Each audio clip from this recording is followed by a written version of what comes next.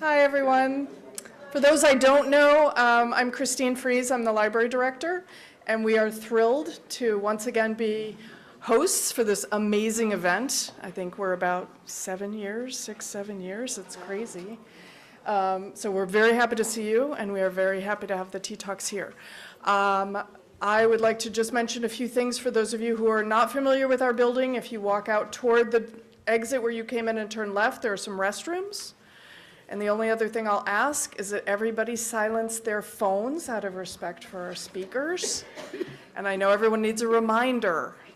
We all need reminders. Okay. My programming librarian asked me to mention two things. Over here on the table, we have our February calendar, if you're not familiar with our programs and would like to see what's happening. Christy, lights? Lights. There you go. So we have the February programs, and we also, very importantly, have this event feedback. Because if you want more programs like this, we need to know, and we also like to know where you heard about this, so that we more effectively show people where programs are happening. So with no further ado, I would like to introduce Jerry Barros, and I will let her take over to tell you the amazing stuff. Well, thank you so much. And I can't believe it's February already. Where did January go? We got a bomb landing on us, so it seemed like it's a year already. Anyway, welcome to the 2025 season of our TeaTalk series, Eleanor William Hooker TeaTalks. And I think you're in for a treat this year, as we're going to really go deep into some conversations and start where the dialogue actually starts, with our panelists that are here today. So our history didn't start with enslavement on the shores of America. It started in Africa. And our enslaved people brought something with them, and that's what our talk is going to be about today. But before I get in there, I just wanted to thank our volunteers. We could not do this work without them, and I hope you indulge me because naming is so important. Julia Rothenberg, Linda Cunningham, Valerie Sousa, Nancy Hotchkiss, Sue Hubbard, and Kathy Wolf. Thank you all for volunteering. My staff who are busy over there. Daria. And Gina. I do know them. And I want to thank our sponsors. The list is on there. This program is really made possible through a grant from the New Hampshire Humanities, who has supported us pretty much since we've been the Black Heritage Trail. Somebody wanted to know how long we've been doing this. Actually, we started in 2013 when we were the Portsmouth Black Heritage Trail. We started with maybe 10 people in the audience, and we've grown to sometimes online having 500 people in the 11 years. And so our dialogue has really grown and changed. And I also just want to raise up somebody who has been with us 11 years and almost, and almost has never missed any of these talks, and that's Rose, who is sitting in the front. She has been at every talk since we started in 2011. So thank you, Rose, and thank you to the audience for being here and being on this journey with us. Across the country, DEI initiatives are being rolled back, and Black history is being erased from education, corporate spaces, and public recognition. As politics are reversed and commitments fade, we must ask, what does this mean for the future of a just and inclusive America? At its core, the recognition of Black history is an acknowledgement of our truth. It is a testament to resilience in the face of inequities. It's a mark of our collective progress, reminders of hard-won fights towards justice, and a celebration of contributions that have shaped every facet of American life.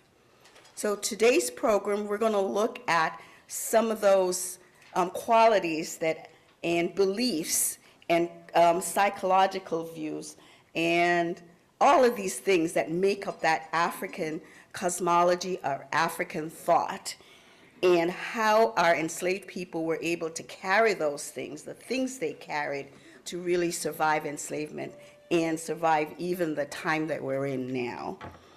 To diminish the significance of these stories, risk forgetting the past and stalling the momentum needed to build a more inclusive future. A nation that forgets its past risks repeating its mistakes. And one that silences its diversity weakens its own foundation. There's an old African proverb that says, "A single bracelet does not jingle." And if you can see that, it takes all of us to make that sound, to make that voice, and to create that music that we want to be part of. So without much ado, I'm going to pass this on over to Akeia. First of all, thank you, Akeia, for once again gracing us with your presence here. And she's done incredible work in reimagining New England's history, a more inclusive history. We've got a long bio here, and I know I'm just going to skip it and pass y'all. You can all read the amazing things she's done, but I'm going to pass this over because we've got a lot of presenters, and we have, is Dr. Bynum online?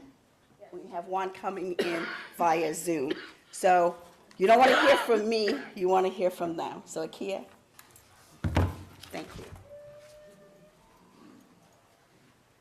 Good afternoon, everyone. I'm really excited to be here. I think this is my second Tea Talk. Like Jerry Ann, you're not going to hear much from me because I'm not the person you're here to hear. It's our wonderful speakers. I just wanted to introduce the big topic that we'll be exploring today. One of the reasons that I love being part of this particular conversation is my own work has focused on the maintenance and the creative adaptations of African spirituality in New England.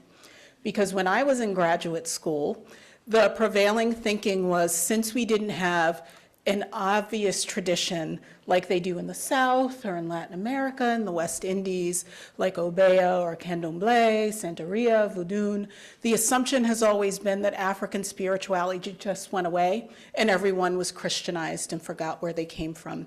But I know from being an anthropologist, the number one thing they teach you is that you cannot get rid of your cultural baggage even if you try it, right? Your thought patterns and the things you take for granted are there for better or worse.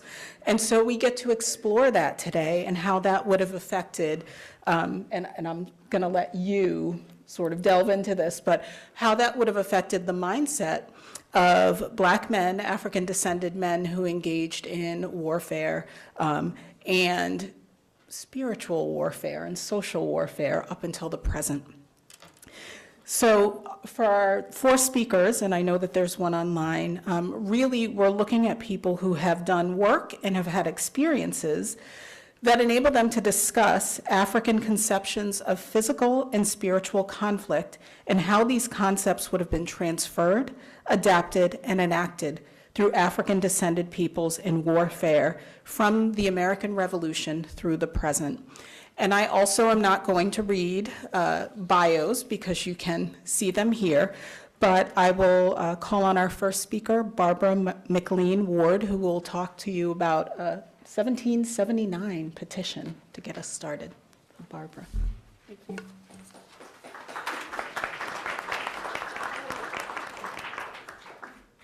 I think I'm tied up in a cord here. Yeah, I thought I'd escaped the cord entanglement there, but I guess not. I'm conscious of the fact that I only have a few minutes, and so I'm going to read this because I don't want to I don't want to forget anything, and it's all important to get across, so excuse me for that. Those of you who know me know that's not usually the way I speak. In November of 1779, 20 men who described themselves as natives of Africa, now forcibly detained in slavery in the state of New Hampshire, petitioned the Council and House of Representatives of the state for their freedom. They knew this would be a struggle. Theirs was a plea in the midst of conflict. This eloquent and erudite petition is not as well known as petitions for freedom by enslaved people in other states. And undoubtedly, this petition was influenced by those written in Massachusetts, and particularly the Connecticut petition of the same year, which was presented in May of 1779, only 6 months before the New Hampshire petition was signed. But the New Hampshire petition is unique in several significant ways, and I look forward to learning from our panelists how this document reveals and reflects the African conceptions of dignity and freedom that the petitioners brought with them to America.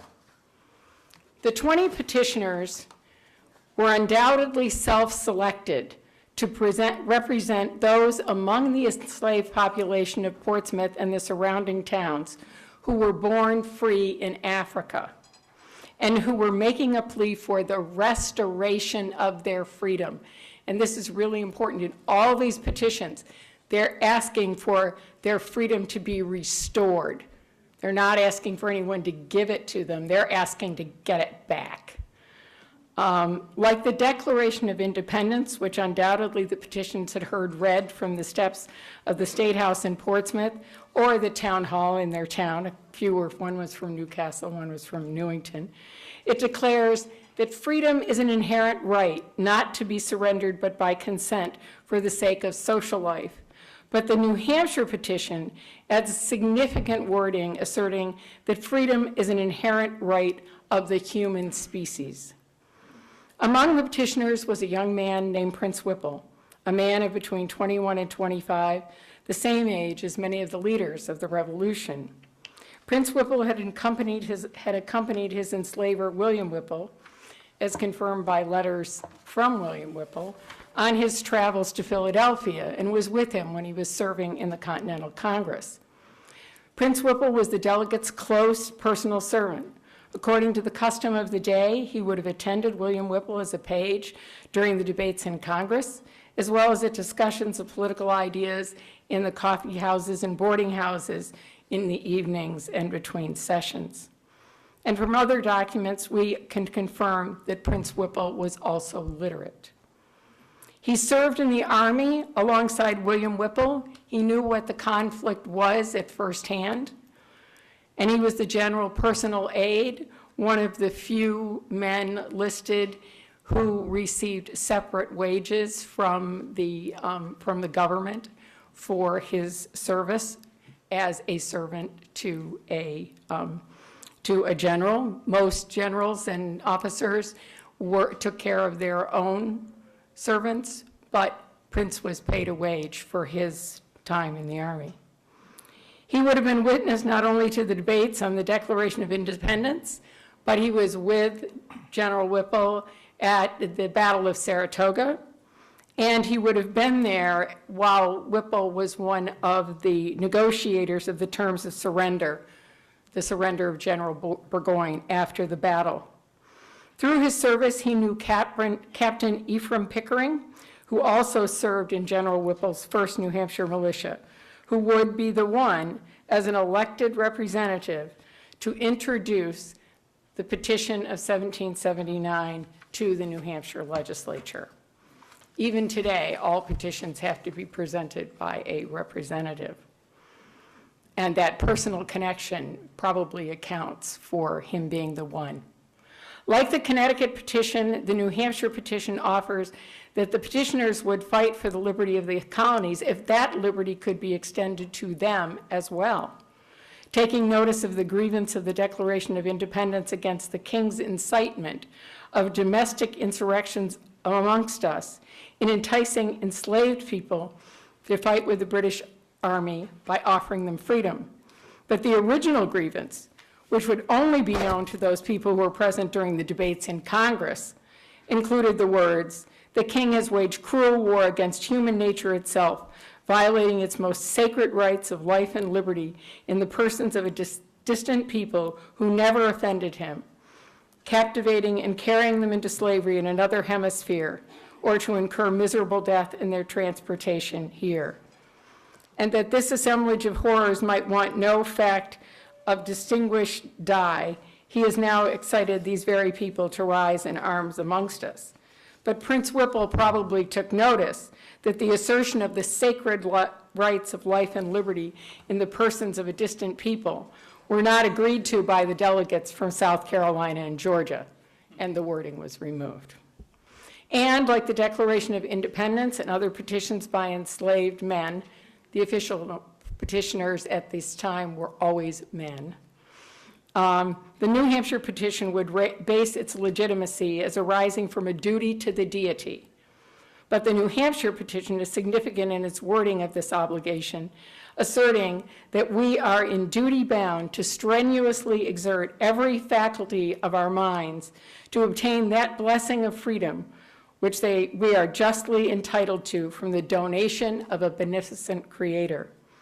They do not refer here to a Christian God, and in fact, they question the hypocrisy of Christianity, saying they, while but children and incapable of self-defense, whose infancy might have prompted protection, were seized, imprisoned, and transported from their native country, where, though ignorance in Christianity prevailed, they were born free to a country where, though knowledge, Christianity, and freedom are their boast, they are compelled and their unhappy posterity to drag on their lives in miserable servitude. To what deity were they appealing? Can we look at this not only as a plea for freedom, but as an expression of commitment to the deity of their native religion and their duty to carry out their spiritual mission as guided by their ancestors? Grant Stanton, who could not be with us today, has asserted and is found through his study of Revolutionary War documents that the petition includes the first mention of human dignity as the basis for freedom in any revolutionary document. The concept here differs substantially from classical notions of Aristotle's magnanimous man and the Stoic philosophy that rested on the shared rational nature of all humans.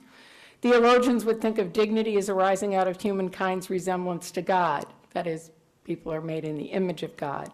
But here the notion is elevated to another level, as the dignity of every human being is recognized as the basis for political and social freedom and liberty. That the God of nature gave them life and freedom upon the terms of the most perfect equality with other men. That freedom is an inherent right of the human species, not to be surrendered. That private or public tyranny and slavery are alike detestable to minds, conscious of the equal dignity of human nature. While we know from the records that the petition was read, considered, and argued by counsel for the petitioners before the House, we do not know who that person was. But this individual conferred with the petitioners and probably helped to craft the final document. We can imagine the leaders of the Black community, known then as the Negro Court, coming together to discuss the language. The document was referred to in the minutes of the House as the Petition of Nero Brewster and other enslaved persons. Nero Brewster was the king of the Negro Court. He and his viceroy and sheriff were also signers. Prince Whipple would have had a special status in the group because of his experience. The council with whom they conferred would have had an idea of what language would be most persuasive to white legislators, but Prince Whipple would have known as well.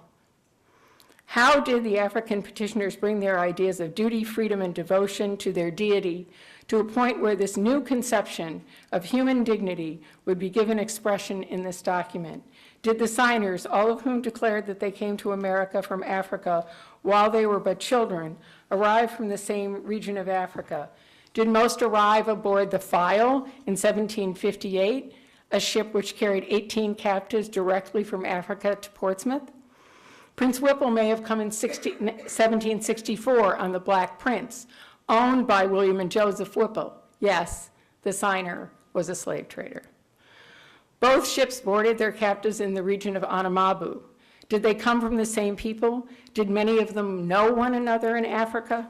Did they share the same language?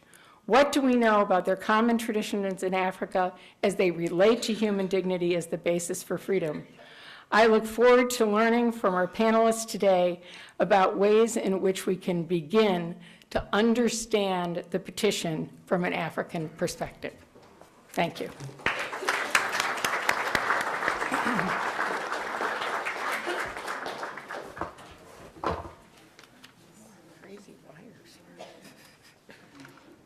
Thank you, Barbara. Our next speaker is Dr. Tony Vandermeer. He will speak on cosmology and definitions of conflict and character.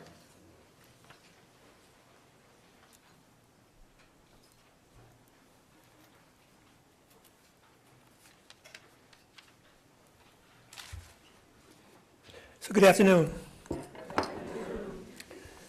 So I was just sort of kind of processing of what Barbara was saying, and sort of psychically, I kind of went back to around 1750-ish. And, you know, my mother's a South Carolina fishbone eating Geechee. And my father is from Suriname in South America. And so one of my cousins did some research in terms of the family, and she had identified a Diana, who was an indigenous woman who was born in 1750-ish, and she was enslaved. And so I've been trying to process that, and, you know, as a scholar myself, and, you know, we're here dealing with ideas and intellectualizing and so forth, but it's a little deeper than that. You know, it's about our experience and, you know, our soul, right? So, you know, I've been trying to really ponder about the whole question of the art of war, that we're talking about the art of war now. And so when I think of my ancestor, you know, I think of the war that was waged on her and others, and the war that continues. So, but as I go on, I just want to ask permission, if I have to get controversial, I can. Sir? Okay, good. So, you know, when you are in a situation like this, it ain't about petitions. Even though you use petitions, you use, as Malcolm X would said, any means necessary, right? But it's not a situation in which, you know, depending on the circumstances, you got to figure out how you're going to fight that war. And we know that most of war is psychological. You know, it's not necessarily the physical piece in which they, you know, put the gun in your face or the whip or the knife. But it's also spiritual war, it's cultural war, it's economic war, you know. And part of my own history, that, you know, my own political history has been, you know, that, you know, in terms of looking at the civil rights movement, Black liberation movement, is that there's been war on Black America, right? And so when we talk about the, you know, looking at the, you know, the Civil War, or the, you know, the independence, U.S. independence and so forth, is that what role did African people play in that, even in the enslavement? And so, but it's important from a spiritual perspective, because I was looking at the brochure and was saying, how did African cosmology provide psychological resilience and survival strategies for enduring oppression? So we have to look at what are those cosmologies that were instilled in African people. I don't know, I understand we have, you know, scholars and historians in here, but I don't know if anybody read Sterling Stuckey's book, Slave Culture. No? Okay. So, you know, Sterling Stuckey talks about how, in fact, you know, the different ethnic groups were brought, how it was forged into one that created a nation within a nation, in a way, based on their oppression, right? And so, when we look at that, but also different groups, brought their belief systems with them. So I'm involved in the Yoruba practice. I've been involved in that, going close to 50 years. I'm an initiated member. I was initiated in Nigeria, in Oyo. And, I've traveled Trinidad, to Cuba, and the United States, and I'm a practitioner. And so in the Yoruba cosmology, there's a belief that conflict is the order of the day. And that their paradigm is based on Dr. Wande Mbambola's configuration around de us de bim and de us de mal, in terms of the benevolent and malevolent forces that are constantly clashing, right? And in that middle piece, there is the higher deity or God, who is Olodumare, and you have Ifa and you have Eshu. And so part of it, that in terms of the negative forces there, which they call the Ajogun, the principal forces of Iku, Aron, Ofu, Egba, Oran, Epe, Ewan, Meshe, which is death, disease, loss, paralysis, big trouble, imprisonment, curse, and any other difficulties that we may find ourselves in. And so they are constantly fighting with the benevolent forces, which are the various deities, the various orishas, and which could be Obatala, Oshun, Yemiya, Oya, Shango, various orishas who is trying to help people who are devoted to them. And so one of the main pieces to deal with that is around divination, and then what is called ebo, which is sacrifice, right? So in order to deal with those obstacles that are in your way, to solicit the support of the benevolent forces, the orishas, as well as with Eshu, who is right in the middle of that paradigm, because he is the generalissimo of those negative forces. And so when you perform sacrifice, what happens is that Eshu will give it to the negative forces or the positive forces. And so when the negative forces attack you, Eshu goes and says, what's the matter with you? You don't have any manners? And this person gave you something, and this is how you behave. There's some ethics, right? Right? And so, so he's, on your side, or he will solicit the benevolent forces that says, this is a devotee of yours, why aren't you helping them? And so forth.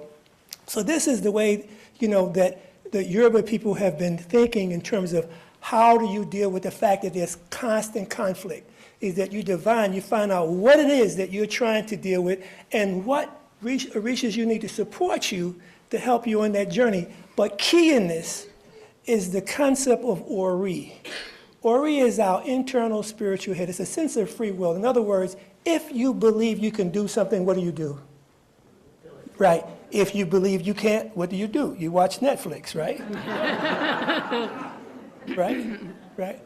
So it's understanding the centrality of one's Ori.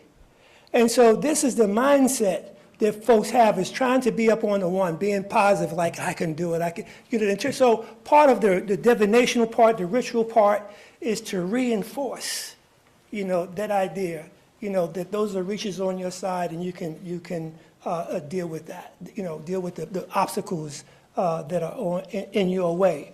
And so it's important to look at how folks think. And so this has been an issue for African people, all along. And one of the things that Sterling Stuckey talks about is that the whole idea of the circle and water immersion, folks being baptized, but the Africans saw it differently, because when they saw the water, they saw one of the divinities, the orishas, Olokun, who was a very powerful orisha. So they saw themselves uniting with that or embracing that idea and so forth. And so it's looking at how people think. Now, what's important is, indigenous knowledge and respect for indigenous knowledge versus somebody else coming and saying, well, what you know and what you believe, there ain't nothing, and you got to believe in what we believe in, right? You got to believe in the cross, you got to believe in, in the dollar, or you have to believe in whatever it is, and they reinforce that. But the point is this.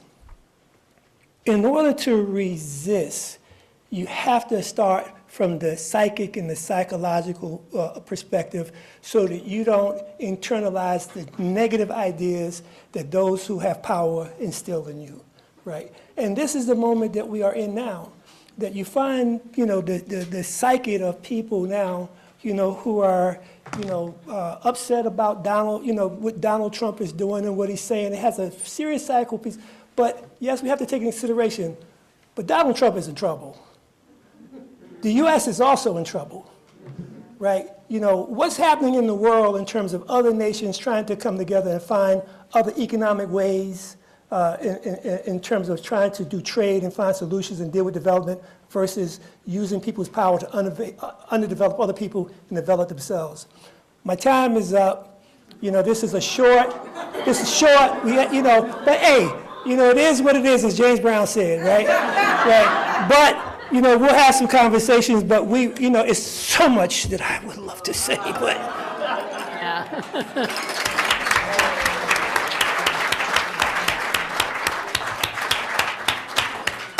These chairs are awful. Thank you so much, Dr. Vandermeer. That was wonderful. Our next speaker is online. Dr. Edward Bruce Bynum is going to talk to us about the psychology of the physical and spiritual warrior. Dr. Bynum.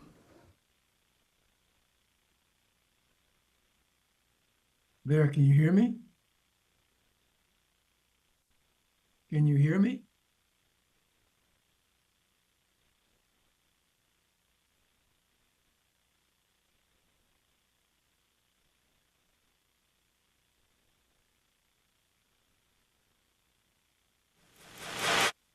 Can you hear me?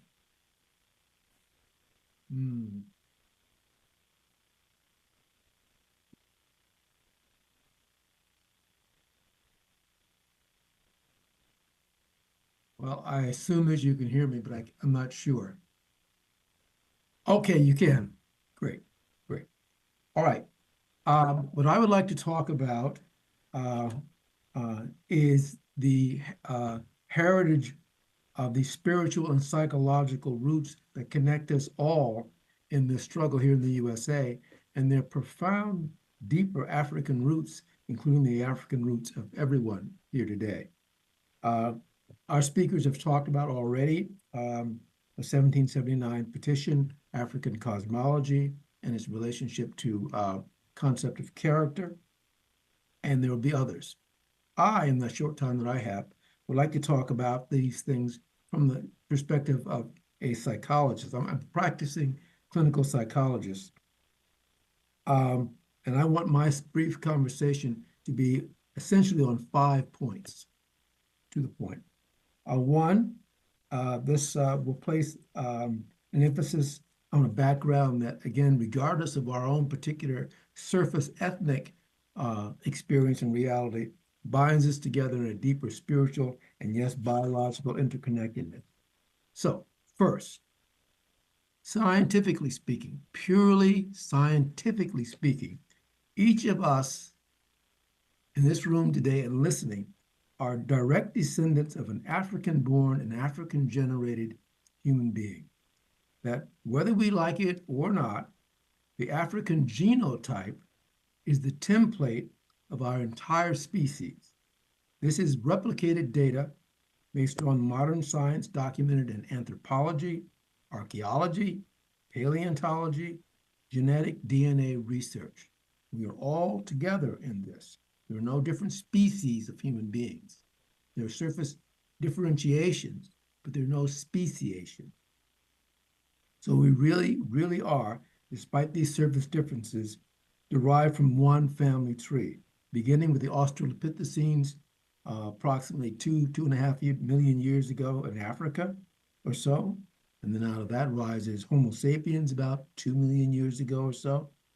Variations within this Homo sapien constellation, Homo habilis, Homo erectus, so on and so forth, until finally we arrive about 250 to 300,000 years ago at us, Homo sapiens sapiens, so-called thinking man.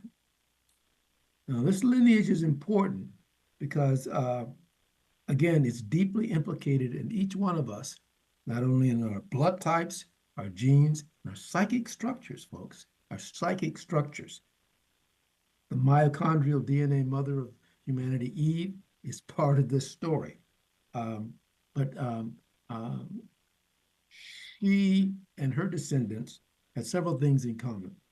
First of all, and this is very important, I'm going to emphasize this, she had dark skin of necessity, something referred to as Glosier's law. Mammalian creatures in a warm and temperate climate, like in Africa, a hot climate, have to have dark skin in order to protect them from the ultraviolet rays of the sun.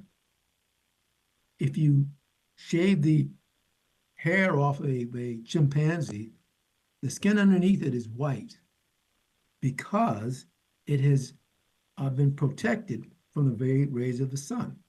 So darkness is a necessity, and it was a necessity in our early species. She lived in family systems, and she lived in cooperative family systems because they are more likely to survive. She migrated out of Africa in waves, approximately beginning 100,000 years ago, but there were successive waves. And she moved out with her family to the Middle East, Asia, Australia, and eventually Europe. At this time, she was, again, I want to emphasize this because psychologically, this is the crux, the root of our problem is about our psychosis around skin color. Okay, we're willing to kill over this issue. So that's why I'm emphasizing it. But from at least 250,000 years ago until approximately 35,000 years ago, regardless of where she went on the planet Earth, she was short and she had dark skin. We don't begin to get different colors of people or kinds of people, supposedly, until about 35,000 years ago. Up until that time, all human beings were black. And I want to emphasize this last point because I'm going to return to it in a minute, that all this time that this is happening, through the Australopithecines, the Homo sapiens, variations on so on, our deep mental structures are being formed, which means that all of our deep mental structures, our archetypes, what it means, what a family means, what it means to have different roles and constellations, the notion of a state, all of that, the notion of divinity, all of that developing in our deep minds is all coming out of that African context. It is, again, the template, psychically and otherwise, of our species. The second point, very quickly, is that there were multiple civilizations that arose and flourished in Africa along the Nile, in Egypt, Kemet, and Nubia for thousands of years before the migrations to the Middle East. That's often left out of our history books or de-emphasized. There were civilizations, obviously, before the Bronze Age. And actually, the Egyptians themselves date their own civilization, not to 3300 BC, which is what modern archaeologists are kind of fixated on. The Egyptians, based on written records, date their civilization to about at least 10,500 BC. On the vernal equinox in 10,500 BC, the Sphinx is looking directly into Leo the lion. In the solar equinox, 10,500 BC, which indicated that the civilization is much older than we give it credit for. There's much cross-fertilization in Africa, Middle East, and various places as it migrates out, and cross-fertilization back, including migrations from Egypt into Mali, a civilization that studied the stars. This is important. I will come back to that in a moment. Third point I want to make, and this is crucial again, is that the slave trade, the Western slave trade, began with the fall of several Western empires, several empires in West Africa. Gao, Ghana, Benin, Songhai, when they fell in the second rise of Europe, is when the slave trade that we know it today began. Before that time, it was a different story. And in fact, there were several empires of African origin in the Iberian Peninsula ahead of the time of the first Caesars. And the fourth point I want to make very quickly is that all the major religions that we worship here in the West in varying forms, Christianity, Judaism, Islam, are all deeply, deeply influenced by currents in Africa. They either began there or were nourished in various things. In Judaism, Moses leaves Egypt around 1200 BC, roughly 1300 BC. And we can go on and on about this, but in the Passover Seder rites, it is acknowledged that this is the case. The phrase, in Egypt did Israel become a nation, is because Judaism became consolidated in Egypt. Yes, strains of Abraham came in, but as a political organization and a nation, it happened in Egypt. Christianity, for the first 100 to 200 years after the passing of the Avatar Christ, the formulators of church doctrine were North Africans. They weren't in Italy or Europe. They were North Africans. Origen of Alexandria, somewhere around 185 AD. He begins, he was a great theologian and scholar. The whole notion of the three-in-one God, Father, Son, Holy Ghost, all of that, that came out of a North African conception of early Christianity. And later, St. Augustine, about 350 AD, roughly. The other doctrines of Christianity and books, the Christian doctrine, the city of God, and so on and so forth. We don't have time to go into this. My point is that the earliest deep philosophical structures of Christianity itself came out of that period. And also the same with Islam, the movement of the Prophet, roughly 700 AD. He was kicked out of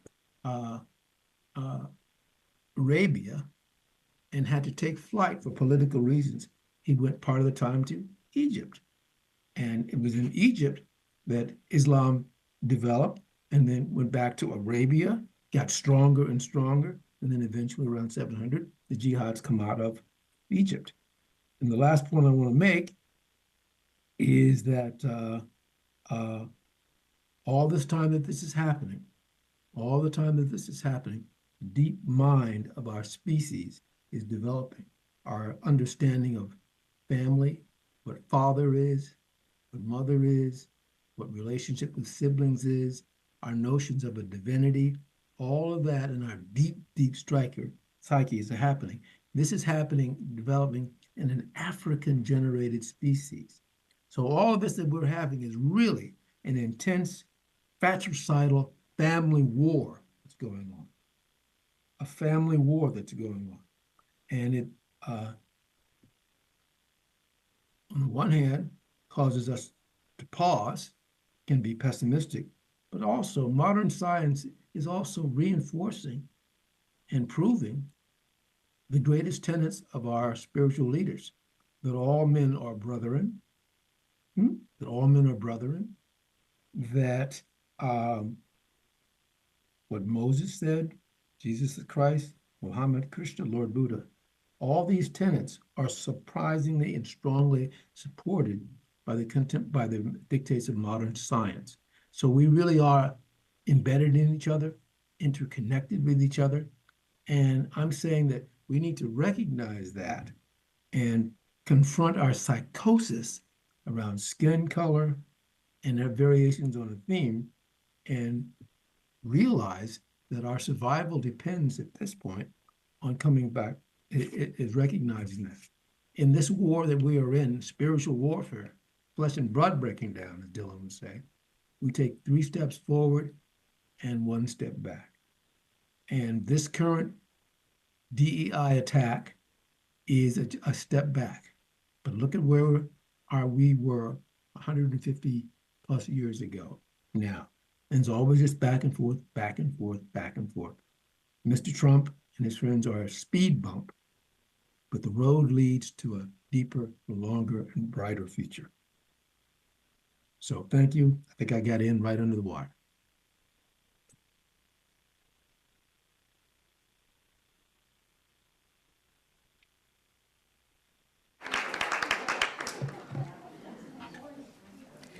Thank you so much, Dr. Bynum. That was wonderful. Our final speaker is Mr. Oscar Mokeme. He will speak about initiation, which I think you talked about a little bit, Dr. Vandermeer, the importance of initiation, integrity, and personhood. So welcome, Dr. Mokeme. Thank you.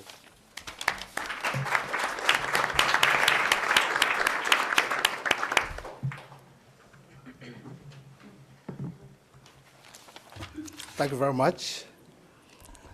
It's a privilege to be here.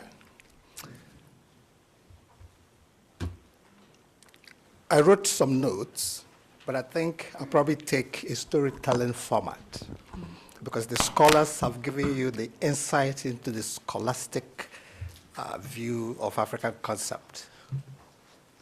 I was born in Nigeria and raised and grew up between Nigeria and UK, northwest of London, and was educated Nigeria, UK, and US. And if you look at my resume, I don't really classify qualifications or degrees in my resume. I think that my education came primarily from growing up in Nigeria and being born in the family where I came from. I'm an Igbo man. And being an Igbo man, there's a lot of responsibilities and role and understanding who you are. And those came from the concept of initiation ceremonies and the way we were brought up to look at the world. Fortunately or unfortunately, I was born and raised with a very strong traditional value and also grew up in the Anglican Church and a very strong believer of Christ. At the same time, an embodiment of ancient deities. When my grandfather died, that was about 1960.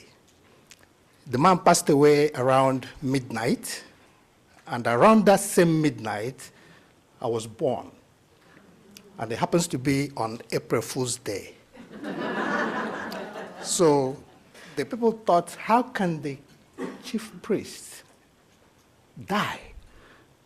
And then now we're having a rumor that Mama Emeka delivered a baby.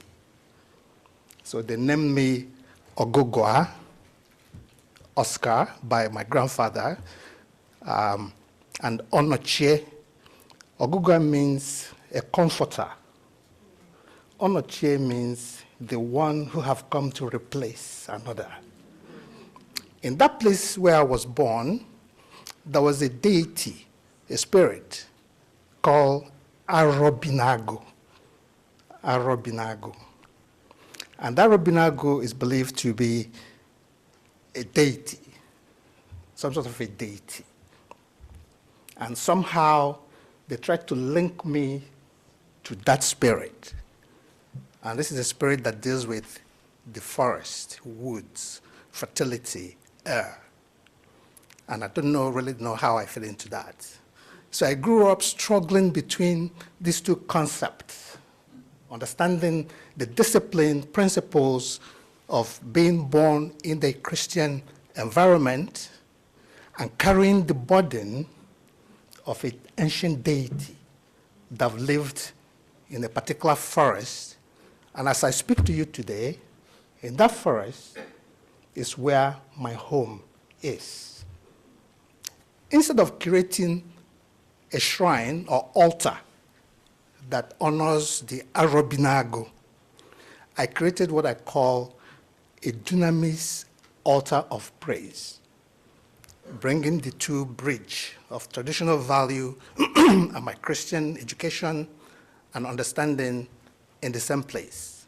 So I kind of dwell in these two worlds. I was teased by younger people when I was growing up that I am a saboteur. Perhaps I take what's going on in the human nature and report to the realms of the spirit, and then brings what happened in the spirit realm and conspire with the human being to figure out how we do with these things. So when I look at the problem, when they talk about acts of war, I've been struggling to understand this war. I don't know if it's the war in Vietnam, or the war in South Africa, or the current war in Russia, or the one in Israel with Gaza. The war that I understand that is going on is our mind, our thoughts, the battle of who you are. And that is where the initiation concept come about. The greatest problem with black people, or living in this country, is foundation, the idea of foundation. There's a lot of faulty foundations. And as we celebrate the Black History Month, which they sort of mark the beginning of it, and then if you look to your left and look to your right, you will see a lot of black people here, or African Americans, or African people in this room. Try, look. How many do you see? That is the war. Because if you go to court, and some people are trying to defend and protect one another, if they take you to the court and you didn't show up, it means you don't really have a case. The judge may throw your case away. So as we're dealing in the realm and dimension of reality and spirituality, where are the black Africans that we're defending here? The last time I was in Portsmouth was a time when they were digging the ground somewhere with a water pipe, and they started digging out bones and coffins and caskets.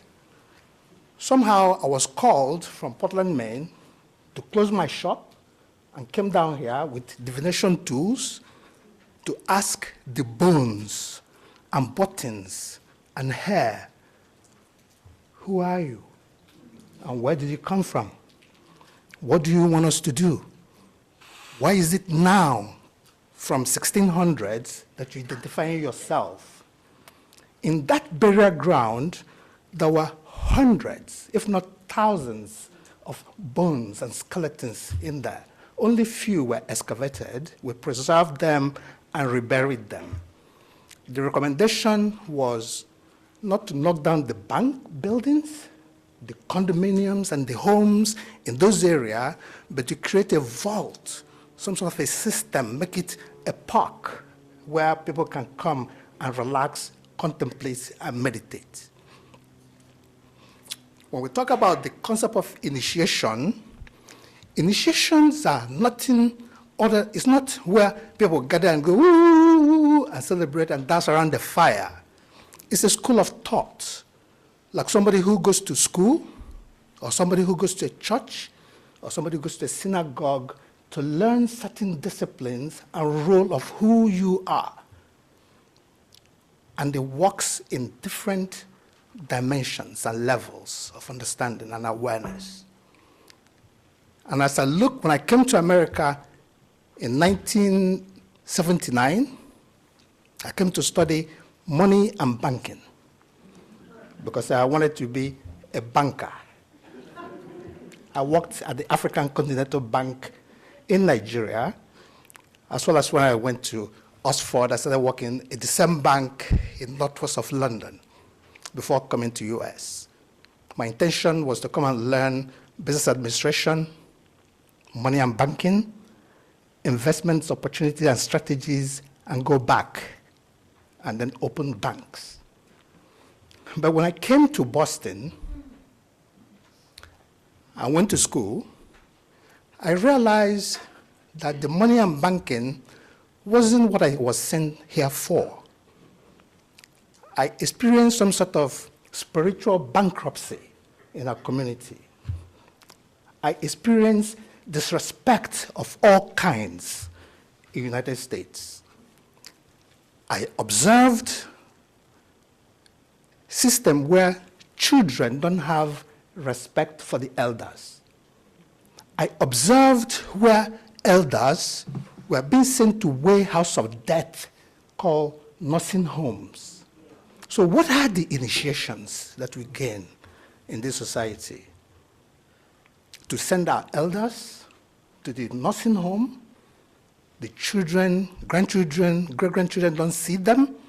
These elders cannot pass the wisdom to the next generation, and the next generation, who's supposed to be the future, have no guidance, no moral principles, no discipline for ways to sustain their spiritual values. Those are what I experienced.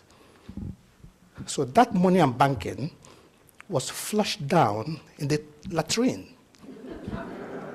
And then the road changed to humanities, psychology, and human minds, and what we can do to sustain that. The greatest thing is foundations. If you go to what keeps the Africans who came here as slaves strong was the value of that foundation. That you have a parent, you have grandparents, you have great-grandparents, and they all have impact in your life. And when you leave home, they say, Ogugwa, remember who you are. Don't forget who you are. And I said, yes, Papa. And I left. And I carried my initiation mask. Those art objects spoke a lot as I began to explore the society that I've landed in. There's lack of self-knowledge. There's lack of strength. People are not strong enough to resist temptation, the words that are being spoken in their minds and thoughts. Therefore, we are hearing words from politicians whose role is to use words and get you to vote for them. Once you vote for them, the whole system changes. They discard you and push you away and administer what they wanted. I also see in churches where we teach doctrines of Christ. I don't know about Muslim and other religions. We see the doctrine of Christ, the Trinity, and I begin to see this Trinity inside my body. When you look at Father, Son, and Holy Spirit, you look at what we call Ikenga in Igbo concept, I-K-E-N-G-A. Ike is the word for strength. Nga is the word for place. So the place of strength. Where is the place of strength? I found that it was inside me.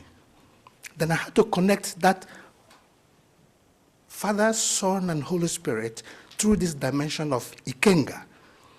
Because the first Ikenga has no form. You just have a horn that goes backwards, which is strength, a child, a spirit. The second Ikenga has a face, the Son, which means when you get to a certain age, you have to recognize who you are, what you are, why you're here. So, and the third one is seated Ikenga with a full body. And that is used to classify somebody who is above 40 years old and up. Being seated means a place of stability. Holding trophies means at your 30s, you should have some accomplishment, something that defines why you're here. But you see, in our society, especially when you look at the recent election, where there were crises, two parties struggling, and I stood back and watched one of the parties propagate idea of distorting human beings. Ideology that you don't find in the African concept, where a man can marry a man, a woman can marry a woman. We look at those things as abomination. We function from a place of integrity, a place of what you earn.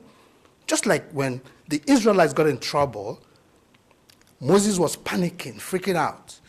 God said, help us. He said, help us, help us. And God said to him, what do you have in your hand? What do you have in your hand? Staff. Use it to speak to the sea. But was it the staff that parted the sea? Or was there something else in his palm? We all carried that light, the photizo and penelo light, that when you touch someone, speak words unto them, they get healed. We connect that to the kind of healing Christ did when he was on earth. Most of the times, Christ did not have to fast or pray before healing someone. He already fasted. He commanded the day. So when you live in this culture, do you command your day? Do you speak to the day before it arrives and order that day the way it should function? We don't do that. We focus on energy in what we can get. So when I look at the DEI, I don't know what that is. It looks like a privilege where, because I look like a chocolate kind of a person, and there are many of us with flat nose and colored skin look like chocolate of different kinds. Maybe I'm not qualified to take a certain position in a job. Just because I'm a chocolate-looking guy, I have to be placed in an office where I'm not qualified. Does that do justice to the spirits?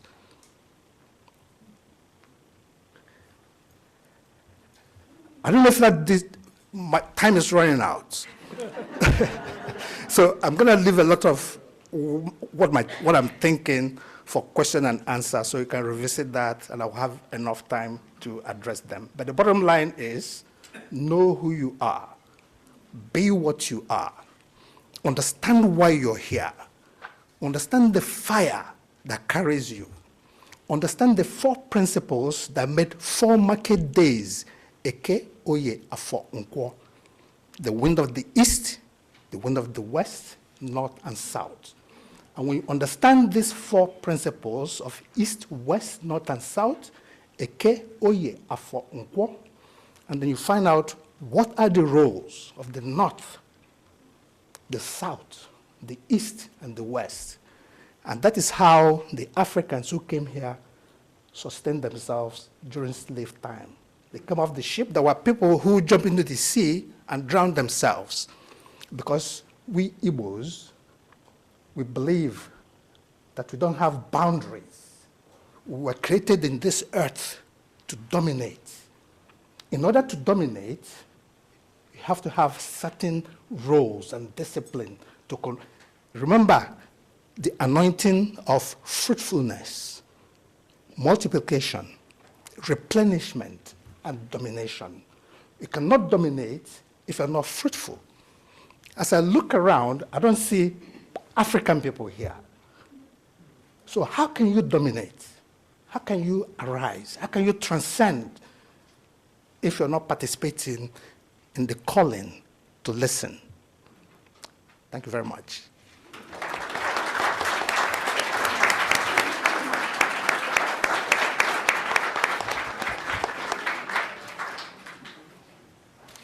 Thank you, Mr. Mokeme. Before we engage in Q&A, I wanted to allow our participants to engage in a little bit of dialogue. So I have a directed question, and then I see a microphone in the back. I'll turn it over to you. Dr. Vandermeer, you made something pop into my mind, a quote that I want to say before I throw my question at all of you. The idea of conflict as a given and contradiction as a given. And as you were saying that, I was thinking of one of my favorite books, and if you haven't read it, I highly recommend it, The Famished Road by Ben Okri. And his father at one point says to him, I was looking on my phone for the quote so I wouldn't misquote it. And now I lost it. I lost it. Okay. Well, it was something along the lines of the universe is composed of paradoxes. And that's the purpose of contradiction. Everything resolves itself in the end. And that's something I still don't quite understand completely, but I think about it all the time and try to resolve that statement, which is a conflict and a paradox in and of itself in my mind.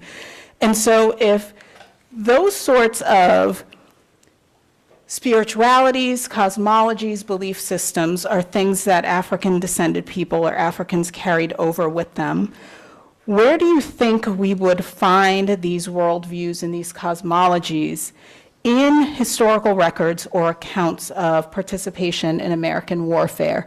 And when I say warfare, I'm using the broad definition that you've all represented, whether that's spiritual, personal, physical warfare.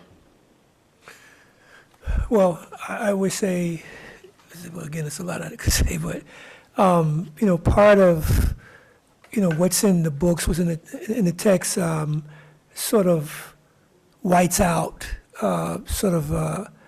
the African views, African, viewpoints and so forth. And it's interesting because there is some contradictions here, and particularly as it relates to the notion that the origins of all of us are in Africa. And so I guess I should greet all my African people today, right? But the question is who's willing to accept that? Who's willing to struggle with whiteness? And so I think Dr. Bynum was raising this question, and it's so that it becomes a part of the miseducation that we all have received about who we are and so forth. So the idea of conflict is the order of the day, is the work that we have to do to find solutions. And we can find solutions, but it's, but when you're at war, and this is what happened with Africa underdevelopment, is it was very difficult for them to find solutions. They were at war. They were worrying about where they're going to get caught next, or what imposition was the military forces going to put on them, in order to be able to, resist. So, the point is that contradictions is constant. I mean, you achieve something, then there's another problem. There's another problem. We're constantly solving problems. But the main thing is we're talking about the kind of domination, of people who have the power to impose their ideas.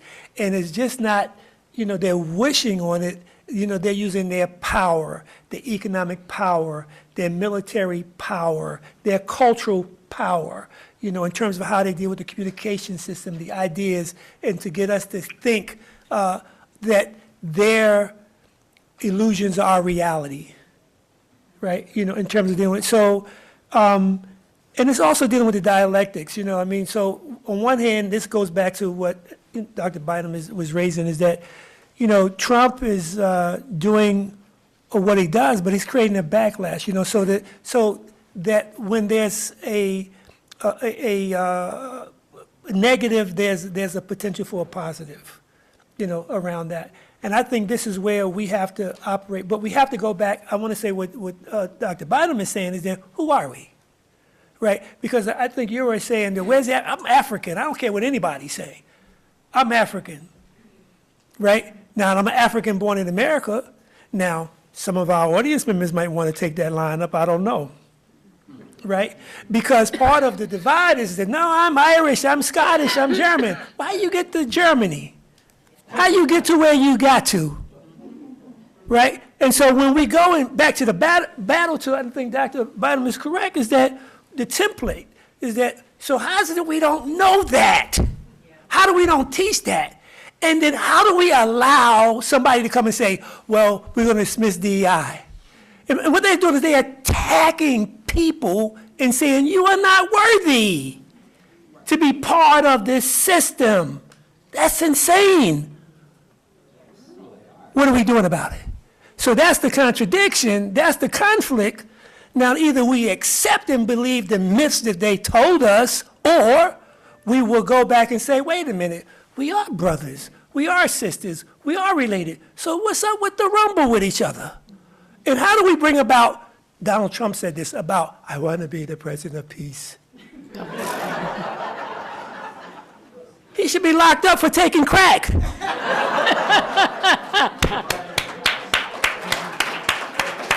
Right? So the point is, and Malcolm X was clear, but he said things will only get better when we make them better. So we got to address the contradictions. And then after that, we got to address another contradiction. So it's constant. Right? So that's all I can say. So I think even, I will just say, no, I'll give you time to answer, but after you speak, Barbara, I do want to make sure that there's enough time for audience Q&A, so I won't ask any of my other questions, I'll just leave it and then pass it over to you. Yeah, I'm just saying it's a constant struggle, and you see that in the petitioners, you see that struggle, and it could never stop. The pressure has to stay on. That dichotomy continues. Right. And I think that assertion of that the whole human species, even in this document from 1779, the whole human species shares a common dignity and human dignity. And I think that's that struggle that we keep having to come back to over and over again. And resistance is important. And when it stops, I don't think we're going to be here. Thank you. Can I comment on that? When we look at, it looks like we're talking about politics, Trump. Trump is not a problem. I think it's the mentality we embody. Mentality we embody. When we talk about dominion, it begins with the blessing that God released upon our lives. When you forget the blessing, then you're stuck with struggle, resistance. You don't know where you are. A child can never be born without the mother experiencing the birth pain. For us to transcend beyond unimportant things, there must be change. We must step out of things that make us comfortable and face hardcore reality. See, we're struggling whether the Republican people change the law on the Democratic people, and then it causes us to kind of panic. But it's a good thing. When you dissolve that DEI, it gives us strength to think, to be creative. We don't need to depend on a system of politics to be children of God. God created us and said, be fruitful, multiply, replenish, and dominate. If you're not fruitful, if you don't know what to do, don't sit back and wait for something to happen to you. Step out and start doing something, whatever you can do, until that thing that you are begin to manifest. We look at migrant workers that were chased away for some reason. Perhaps it is God that is telling us, train your children to work in the farms. Train your people to rise above comfort zone and step into using your hand to be creative. Do something with what you have so that you can receive the blessing. It comes from obedience. When you are hearing the voice of God, God will make you see if you're seeing visions, divination, afa, you will also be hearing. So there's a exchange of hearing and seeing and hearing. But if you can't see your future or what you're supposed to be doing, how can you hear what God is speaking into your spirit? We then depend on finding a law that will give us food card, give you handouts in order to sustain yourself. I think sometimes there are pain that are inflicted in us so that we can be stronger than where we are. We step out and be resilient and be strong and be toughened up. That is how we survived in Africa. Back there, there's still struggle. Hands, these fingers are not equal.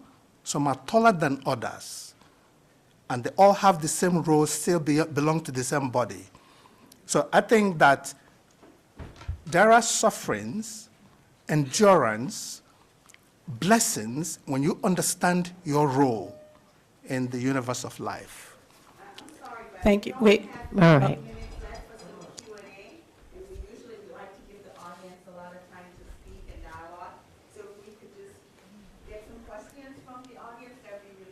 Great. My name's Michelle. I'm going to get my steps in and run this mic around. Hi, I don't have a question. I just want to make a comment. I love the statement about 3 steps forward, 1 step back. If you look at the last political election, you see Kamala Harris came in at the very last minute and still just lost by 1.5 points, and neither one of them got 50%. In 1960, 1970, a black woman running against a white man, that never would have happened. So you can see the progress that's happening in the culture and the population of the United States. Thank you. And thank you for using the mic. It helps folks online here too. Anything online? Okay. Someone else? Question or comment? Thank you. This is in response to Dr. Bynum. The wars include religious wars, of course, and at the Council of Nicaea, when Athanasius was bringing the Trinity, there was a guy named Bishop Arius who was talking about the one God. He was from Libya in Africa, so we own it either way.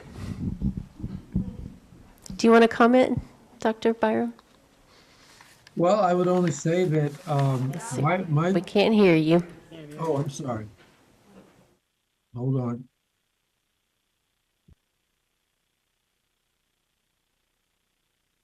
How's that? Can you hear me now?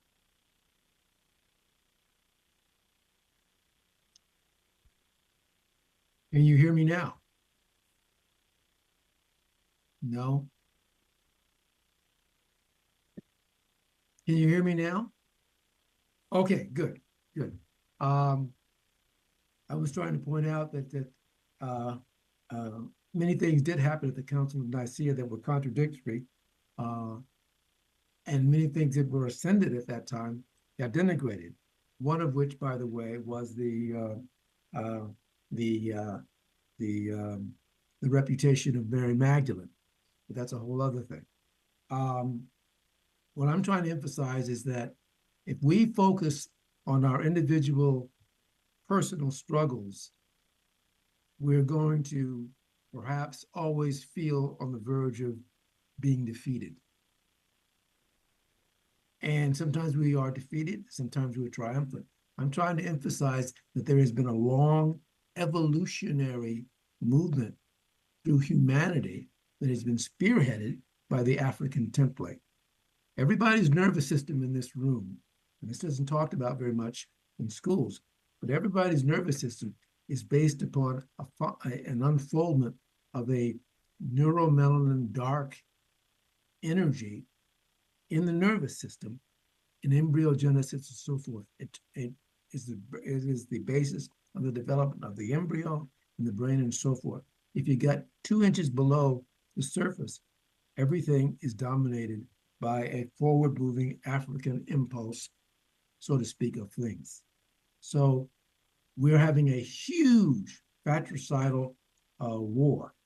And why that ultimately is I don't know, but I do know this, is that whether we like it or not, as a species, apparently conflict makes us stronger.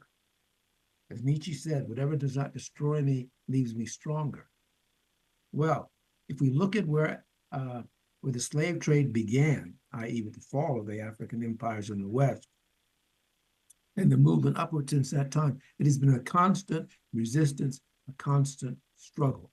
And yet, the African presence has only flourished here, despite setbacks. The template of the civil rights movement in this country gave birth to the women's movement and many others. So I'm just trying to say, maintain our optimism about that. You know, constant pressure, constant struggle. Well, here's a crude analogy. If you are building muscle, you must face resistance.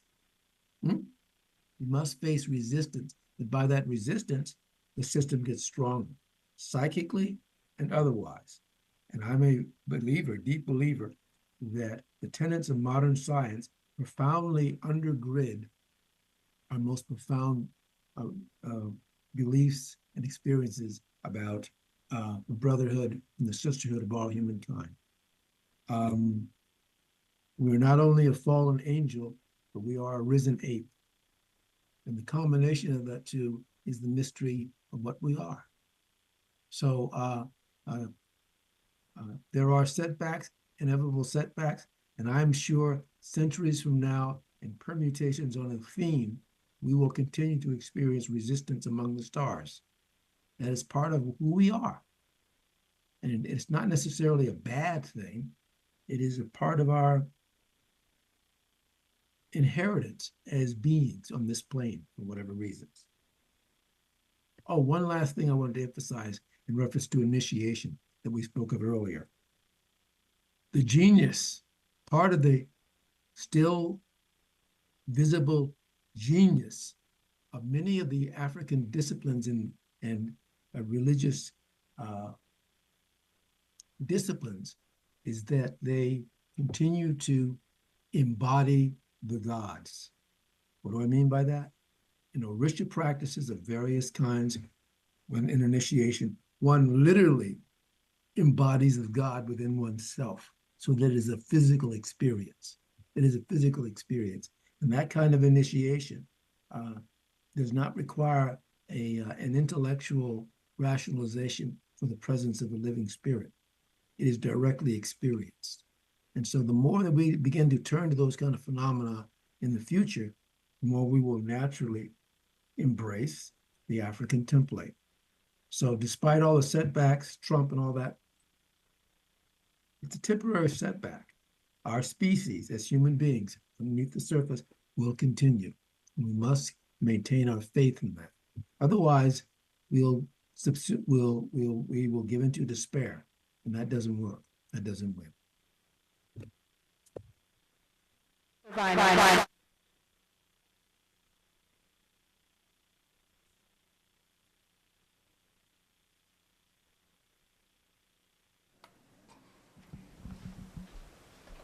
I don't have a question, just an observation that one thing that we haven't talked about is the economic impact of what's going on in this country to the people who most unfortunately voted in the current administration.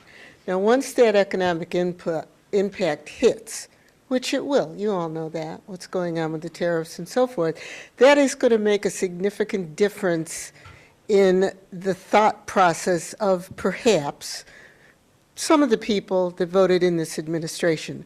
So absolutely we need to know ourselves. We need to speak out against these atrocities. We need to do everything we can. But don't forget, there is hope, because that economic impact is going to be strong and it's going to change some people's minds. So this is temporary. And we need very much to stay on the mark, stay on the program, work towards the future. Don't be afraid to speak out. So quickly, Thank you. you know, part of the whole idea of conflict and the African-American philosophy and part of, African cosmology, there's philosophy inherent in that. And I mentioned earlier about the idea of Ori, And so when Dr. Bynum talked about the God in us, is that, there's a story that says that no divinity can bless one unless one Ori accepts, right? And there are stories in terms of Yoruba oral tradition that elaborates on that, but that's very important, so that they see Ori as a God within itself, and that turns internal, spiritual head. So no divinity can bless one unless one Ori accepts, and we know this, right? We practice this because people tell us things and say, yeah. But if you accept and you deal with it, so we have to begin to, understand this question of who we are, and especially being part of a broader family, but in terms of how we're going to do good versus participate in the evil. So, thank you. Thank you, Dr. Vandermeer. So I'm sorry, I just have to ask this question before we go. I can't let it go before we ask. So Tony Vandermeer said the African cosmology, the belief is with the gods, whether they're good or bad, right? We have the two sides. The belief, even when you petition them, there's an ethical belief that even the bad side have to go by these ethics. What happens when that ethics fall apart? Well, he's Igbo. He says things fall apart, right? Well,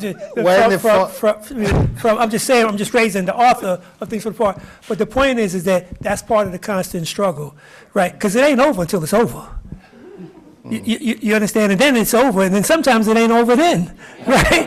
Right? So the point is that this goes to the point of constant struggle, because, part of your Ori is that when you believe that you're going to achieve something, even when there's a failure, you keep moving. Yes. You understand? And so then you're finding another solution. Well, that obviously didn't work, right? So, then you go back finding, solution again. So it's the constant struggle, but trying to keep that focus and being optimistic and positive that you're going to find a way. Otherwise, what you do? Lay on the railroad track and say, run me over? Spiritually, I think what you do is you pray. You make sacrifices. That's why they have sacrifices. You find out from the gods, what is it you need from us to appease you? And then the community can come together and pray and fast and be determined to succeed. You don't give up. We must be aggressive in speaking up, aggressive in being creative, in sustaining ourselves through spiritual, physical, economic, and so many other ways. We will never fail. Whatever is happening in the country now is a wake-up call for everyone, for all of us, to educate our children and prepare the ones yet to come with some sort of a standard in order to sustain themselves. But we have the question of prayer is that we got to do more than pray. And I want to be clear on this, because again, in Yoruba cosmology, it talks about head, Ori, represents destiny or capacity. Feet, Esse, represents struggle. So whatever ideas you have, whatever prayers you make, you got to do what? You got to go make them manifest, right? So we got to do the work, and that goes to the sacrifice that we have to deal with. So, I pray every morning, but then I got to get up and make it manifest. I got to do what I got to do, and sometimes I get defeated, but that was for the moment. But then I got to go and do it over again until I succeed where I'm going to. And that's what we got to do collectively. So even though we didn't get, when I say we didn't get what we want in terms of the election, we got some work to do to get what we got to have the next go round almost immediately. So I have to do my moderator thing and cut everything off, because we have one more person coming up to speak, Ms. Caroline Saunders. I just want to thank Jerry Ann and all of you, and I would be remiss not to say that one of the things I love about working with New Hampshire Black Heritage Trail and Jerry Ann and being part of these Tea Talks is I know that Jerry Ann and her organization is one that supports diversity, equity, and inclusion and community. So thank you, Jerry Ann.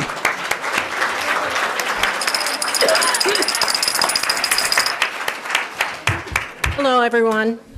I will be very brief, or at least I hope, and I'm going to start at the end, because of everything I've just heard.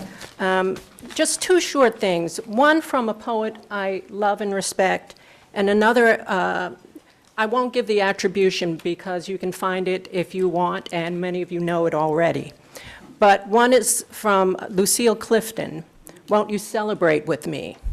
Won't you celebrate with me what I have shaped into a kind of life? I had no model, born in Babylon, both non-white and woman. What did I see to be except myself? I made it up here on this bridge between starshine and clay, my one hand holding tight my other hand. Come celebrate with me that every day something has tried to kill me and has failed."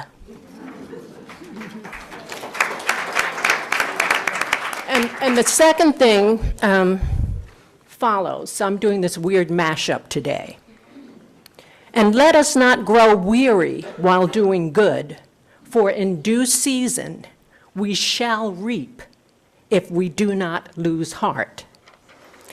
So with that said, I just want to thank everyone for coming out today in support of the Black Heritage Trail of New Hampshire and the Tea Talks. And I also want to go back to what Jerry Ann said initially, that initially there were only 5 attendees, and it's now grown to about 500 and maybe more. And so my question is there any wonder why? I mean, with such, stimulating conversation and discussion, and if any one of us can walk away saying we learned something new, we learned something we didn't agree with, but we'll think about it. We learned something we know, something that we knew was reinforced, and we can go forward and make our days better and share that with someone else. There's no wonder that these Tea Talks have grown. So I just want to thank this first panelist, this first panel of this 2025 Tea Talk in this year where we know we have challenges. So I want to thank them, and what I'm supposed to do, Jerry Ann's standing next to me, so I don't know if I'm doing that any longer. You are. I don't want people to leave without us knowing that we create a safe space for dialogue. Everything that's said here is not necessarily the belief of the trail, the individual belief. We have our own beliefs, and we bring together panelists that can challenge our beliefs, that can create space for us to dialogue around it. But we hope that we create, and we will continue to create, safe spaces that we can have these conversations. I just wanted to add that. Okay. So again, I want to thank all of the audience here, the virtual audience, thank our panel. I want to name them individually again: Dr. Bynum, Dr. Vander Meer, Oscar Mokeme, Barbara Ward, and Dr. Barros Gomes. I'm sorry, de Barros Gomes, all right? Thank you. And on your screen, there's going to be a Q code. Please take the survey. We want to do more things like this that stimulate you in some way. So we want to know what you're thinking. So all of you, please take the survey. And then just to wrap this up as best I can, and it's difficult today because so much was shared, but just one point from each of you that I took, and it kind of pulls it all together. Dr. Ward started with, we're born free, and we share a common dignity. Then I'm going to Dr. Bynum. We are in spiritual warfare. Dr. Vander Meer, conflict, though, is the order of the day. And then finally, with Oscar Mokeme, remember who you are. And all of that should guide us as we go forward. So again, thank you all, and I want to thank the program was made possible by a grant from New Hampshire Humanities. Next week's talk, I hope you'll all be here. And if you did glean something from this talk, please tell someone about it. We'd like to see them online or filling up the room. But next week's talk is February 9th, and that will be Dr. Bob Shepard and some others, but it's Hopes and Impediments, War Strategies for Belonging. So we continue with this theme. So thank you, everyone.